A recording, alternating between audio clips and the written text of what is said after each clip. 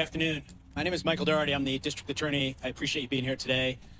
I will say that this horrific attack took place just a few days ago. It's a beautiful Sunday here in Boulder, and not so far from the Justice Center over on Pearl Street, there was a peaceful walk and gathering that was absolutely destroyed and devastated by an act of terror, hate, and anti-Semitism. Are you okay? Yes, sorry. Okay.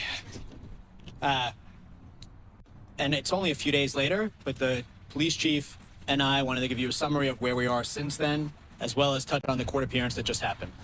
And anytime there's a court appearance, I'm always willing to come out and talk to you after the court appearance and answer whatever questions I can. So I'll do that in a moment, but I'm going to turn it over to Chief Redfern first to give you a quick summary and overview of where we are with the law enforcement investigation. Then I'll come back and talk about the charges that were just filed in court, and we're happy to take any questions you have. So thank you again for being here. Thank you, Michael, and good afternoon. Again, my name's Stephen Redfern. I serve as the police chief here in Boulder. A few updates briefly from the Boulder PD side of things, the law enforcement investigation. So since this attack on Sunday, from the early moments, and I'm going to give you a timeline in a minute, when the suspect surrendered and was taken into custody, we knew that we would now have to prepare this case to get ready for prosecution, to turn over to, in this case, the district attorney's office, as well as the U.S. attorney's office, for the next phase in this criminal justice process. And that's what we've been doing. I can tell you since Sunday night, when I left at midnight, our detectives were still working, and they've been working around the clock in partnership and collaboration with the FBI since. This case is in a very good point, and it's been an incredible endeavor by everyone involved to get this case to the point where the district attorney will give you a few more updates on what's next in the court process. So the investigation is not over. We're still investigating. We're still talking to involved people.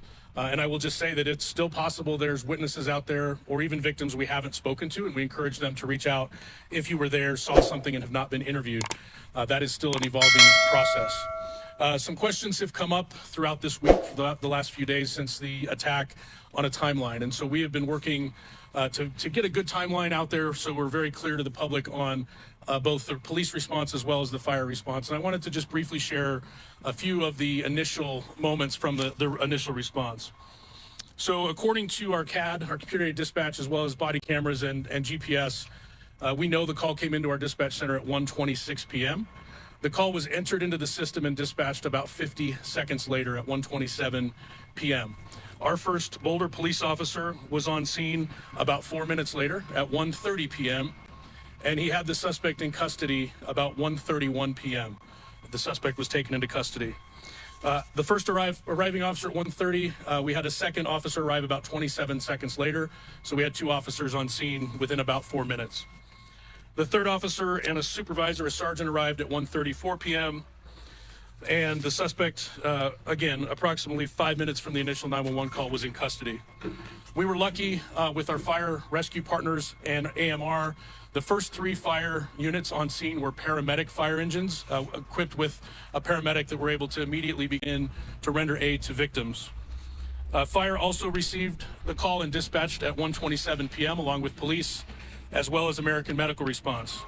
The first arriving fire unit was a battalion chief, arrived at 1:31 p.m. and at that time they requested 5 ambulances to the scene. At 1:32 p.m., air medical transports, air choppers, medical choppers were requested. The first fire engine with the paramedic arrived at 1:32. The first ambulance arrived at 1:33. And additional fire engines with paramedics arrived at 1:35 and 1:36. That is the timeline, and I will say the first air ambulance arrived in 6 minutes, so a very quick response as well. And so that's the timeline. I wanted to be clear on that because there have been some different versions of that timeline, but to the best of our knowledge today, that's what we're dealing with.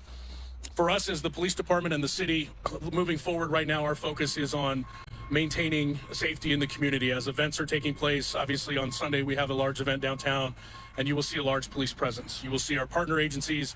You will see us there ready to protect that event, to ensure that people can grieve and recover from this attack safely and peacefully. And so we are continuing to work very diligently to prepare for that. I thank our partners in advance that are coming into town to do that.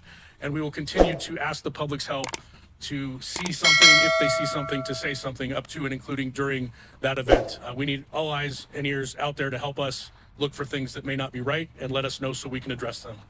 With that, I'm going to turn it back over to the district attorney before some questions.